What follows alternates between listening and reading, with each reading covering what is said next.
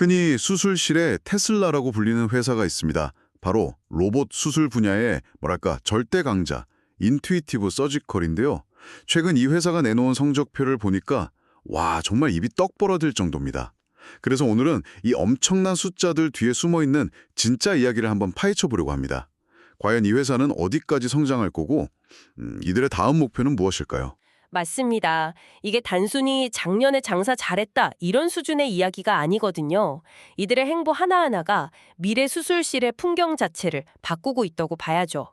특히 그 거대한 대학병원 수술실에만 있던 로봇이 이제 우리 동네 작은 수술센터까지 들어오는 미래, 그리고 자동차나 소프트웨어처럼 수술 로봇도 구독하는 시대. 이런 변화의 중심에 바로 이 회사가 있습니다. 그렇죠. 그래서 오늘의 목표는 명확합니다. 인투이티브 서지컬의 2025년 성과와 2026년 전략을 통해서 의료기술의 미래와 비즈니스 모델의 혁신, 이 두 가지 거대한 흐름을 제대로 읽어내는 겁니다. 자, 그럼 가장 먼저 눈에 띄는 숫자부터 시작해 볼까요? 2025년 한 해 동안 이 회사 로봇으로 진행된 수술이 전 세계적으로 무려 310만 건이라고 합니다. 전년 대비 19% 성장이라는데 이게 얼마나 대단한 수치인가요? 어마어마한 숫자죠. 이미 시장을 장악한 선두 기업이 매년 20% 가까이 성장한다는 건 정말 폭발적인 기세입니다. 그리고 세부적으로 들여다보면 더 흥미로운데요. 주력 제품인 다빈치 로봇 수술 건수가 18% 늘었는데 특히 단일공 수술이라는 분야는 성장률이 87%에 달해요. 잠깐만요. 단일공 수술이요? 그게 정확히 뭔가요?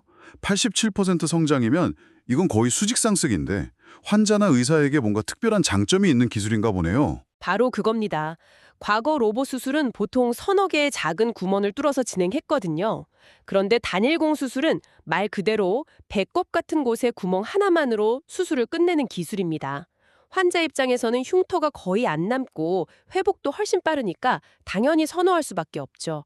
뭐랄까, 미용적인 측면과 회복 속도 두 마리 토끼를 다 잡은 셈입니다. 아하, 환자 만족도가 높으니까 병원에서도 도입을 서두르는 거군요. 그리고 그 폐 조직 검사에 쓰이는 ION이라는 로봇의 시술 건수도 51%나 늘었다고요? 이것도 만만치 않은데요. 네, 아이오는 폐암 진단 분야의 게임 체인저로 불립니다. 기존 방식으로는 접근하기 어려웠던 폐 깊숙한 곳의 조직을 아주 정밀하게 떼어낼 수 있거든요. 이런 기술적 우위가 실제 시술 건수의 폭발적인 증가로 이어진 거죠. 또 하나 주목할 점은 이 성장이 미국에만 국한된 게 아니라는 겁니다. 미국 외 지역의 수술 건수가 23%나 증가하면서 이제 전체 수술의 35%를 차지하게 됐어요. 유럽, 아시아 시장에서도 로봇 수술이 이제는 완전히 대세로 자리 잡았다는 신호죠. 이런 성장의 배경에는 역시 신제품 효과가 있겠군요. 다빈치 5라는 최신 모델이 작년에 나왔죠. 결정적이었습니다. 2025년에 새로 설치된 1721대의 다빈치 시스템 중에서 절반 이상이 바로 이 최신 모델이었으니까요. 다빈치 5의 핵심 기능 중 하나가 바로 힘 피드백 기능입니다. 힘 피드백이요? 오, 마치 게임 컨트롤러처럼 진동이라도 오는 건가요? 정확한 비유입니다. 이전 모델까지는 의사가 로봇팔로 조직을 잡거나 밀 때 그게 얼마나 단단한지, 어느 정도의 힘으로 누르고 있는지 순전히 눈으로만 보고 판단해야 했어요. 하지만 이제는 그 감각이 의사의 손끝으로 직접 전달되는 거죠. 마치 자기 손으로 직접 수술하는 것처럼 조직의 질감을 느낄 수 있게 된 겁니다. 이건 수술의 정밀도와 안전성을 완전히 다른 차원으로 끌어올리는 혁신이에요. 의사들이 왜 그렇게 열광하는지 알 수 있는 대목이죠. 기술력과 시장의 반응이 완벽하게 맞물려 돌아가면서 결국 2025년 총 매출 101억 달러, 주당 순이익 22% 증가라는 결과로 이어진 거군요. 3년 연속 20%대 고성장이라니 정말 대단하네요. 네, 단순히 물건을 많이 판 걸 넘어서서 아주 수익성 높은 사업을 하고 있다는 걸 증명한 셈입니다. 알겠습니다. 작년 실적은 거의 만점에 가깝다는 거네요. 그런데 제가 진짜 궁금한 건 이렇게 잘 나가는 회사가 과연 어디를 다음 목표로 삼고 있냐는 겁니다. 설마 여기서 만족할 리는 없을 텐데요. 물론입니다. 이들이 바라보는 다음 무대는 바로 심장입니다. 최근 미국 FDA로부터 다빈치5를 이용한 최소 침습 심장 수술에 대한 허가를 받았거든요. 이건 로봇 수술계의 메이저리그 진출 선언이나 다름없습니다. 심장 수술이요? 가슴을 크게 열지 않고 로봇으로 심장을 수술한다니 솔직히 상상만 해도 좀 아찔한데요. 굉장히 고난도 분야 아닌가요? 맞습니다. 그래서 더 상징적인 거죠. 물론 회사 측은 아직 초기 단계고 점진적으로 접근하겠다고 했지만 연간 약 16만 건으로 추정되는 거대한 심장 수술 시장의 문을 열었다는 것 자체가 엄청난 의미를 가집니다. 하지만 이것보다 어쩌면 더 파괴적인 변화가 다른 곳에서 일어나고 있어요. 바로 수술 로봇이 들어가는 장소의 변화입니다. 장소의 변화라면 이제 대학병원 같은 큰 곳이 아닌 다른 곳에서도 로봇 수술을 하게 된다. 뭐 이런 뜻인가요? 바로 그겁니다. 이른바 외래수술센터 ASC 시장을 본격적으로 공략하기 시작했습니다. ASC는 당일 수술하고 바로 퇴원하는 우리 주변에서 흔히 볼 수 있는 중소규모의 수술 전문 병원들을 말합니다. 그런 곳에서도 다빈치 로봇을 쓴다고요? 솔직히 비용 때문에 엄두도 못 낼 것 같은데요? 그래서 인투이티브가 아주 영리한 전략을 내놨습니다. XER이라는 재정비된 일종의 리퍼브 제품을 공급하는 겁니다. 최신형은 아니지만 성능은 검증된 모델을 훨씬 저렴한 가격에 제공해서 비용에 민감한 소규모 병원들의 진입 장벽을 확 낮춰주는 거죠. 이걸 로봇 수술의 대중화를 향한 굉장히 중요한 한 걸음입니다. 그러니까 이제 제가 사는 동네 정형외과에서도 다빈치 로봇으로 수술받는 날이 올 수도 있다는 거군요. 그런데 완전히 새로운 시장을 개척하는 게 쉽지는 않을 텐데요. 그래서 더 영리한 겁니다. 이들이 분석해보니 전체 ASC 시장 기회의 약 70%가 기존에 이미 거래하던 대형 통합 의료 네트워크 IDN과 연결된 곳이 있었다는 거죠. IDN이요? 그건 또 뭔가요? 쉽게 말해 하나의 거대 의료 그룹이라고 보시면 됩니다.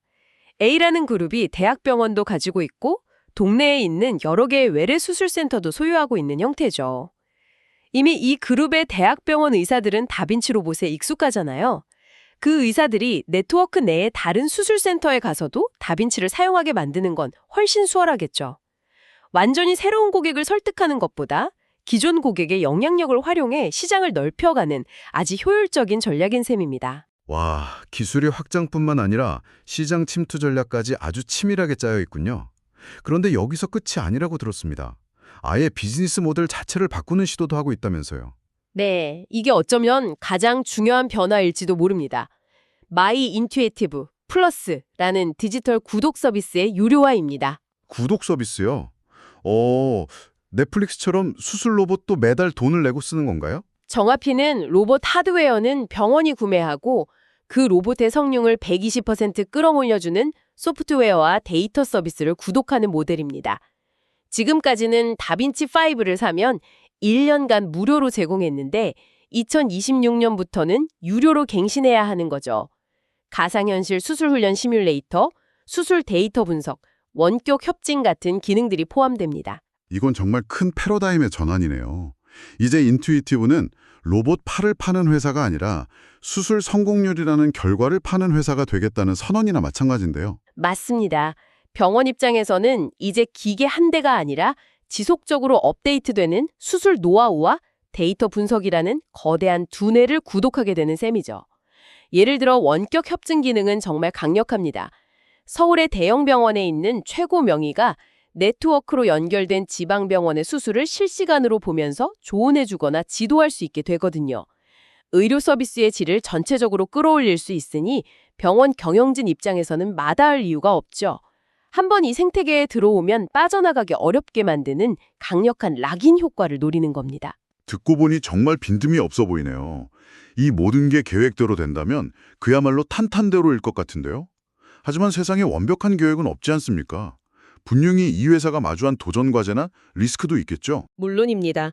가장 큰 골칫거리는 바로 중국 시장입니다. 중국 지방정부 입찰에서 현지 업체에 밀려서 수주율이 계속 떨어지고 있다고 회사 스스로 인정했어요. 애국 소비와 강력한 가격 경쟁이 맞물리면서 고전하고 있는 거죠.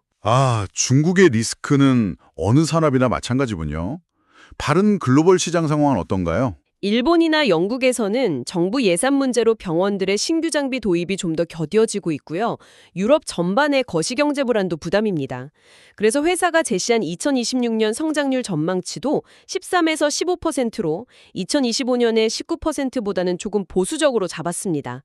이런 외부 요인들 외에 내부적으로도 고민거리가 있습니다. 내부적인 고민이라면요? 총이익률이 약간 하락했다는 점입니다. 관세 문제도 있고 다빈치 5나 아이온 같은 신제품은 아무래도 초기 생산 비용이 높아서 마진이 좀 낮거든요. 그런데 여기서 정말 흥미로운 데이터가 하나 있습니다. 아까 이야기했던 폐 조직 검사 로봇 아이온의 신규 설치 대수가 작년에 오히려 줄었다는 겁니다. 잠깐만요. 그건 좀 이상한데요? 시술 건수는 50% 넘게 폭발적으로 늘었는데 정작 기계는 덜 팔렸다니요? 뭔가 사업에 문제가 생긴 신호 아닐까요? 그렇게 볼 수도 있죠. 저도 처음엔 그 데이터가 이상하다고 생각했습니다. 하지만 속을 들여다보면 이건 오히려 더 무서운 전략입니다. 무작정 새 기계를 파는 데만 집중하는 게 아니라 이미 설치된 로봇의 가동률을 극대화하는 쪽으로 방향을 튼 겁니다. 인투이티브가 고객 병원에게 우리 기계 한 대만 사시면 이걸로 최대한 수술 많이 해서 돈 벌게 해드리겠습니다 라고 말하는 것과 같거든요. 아, 단순히 새 고객을 찾는 것보다 기존 고객을 지갑을 더 확실하게 열고 만족도를 높여서 우리 편으로 꽉 묶어두는 전략이라는 거군요. 정말 영리하네요. 그렇죠. 단기적으로 신규 판매 대수가 줄더라도 장기적으로는 고객 충성도를 높여서 더 안정적인 수익을 창출하는 훨씬 고차원적인 접근 방식이라고 봐야 합니다. 자, 그럼 오늘 이야기를 한번 정리해 보겠습니다. 인투이티브 서지컬은 2025년 압도적인 성과를 바탕으로 2026년에는 심장수술이라는 새로운 영역에 도전하고 외래수술센터 진출을 통해 로봇 수술의 대중화를 이끌고 있습니다. 동시에 하드웨어 판매를 넘어 디지털 구독 기업으로 비즈니스 모델을 근본적으로 바꾸는 중이고요.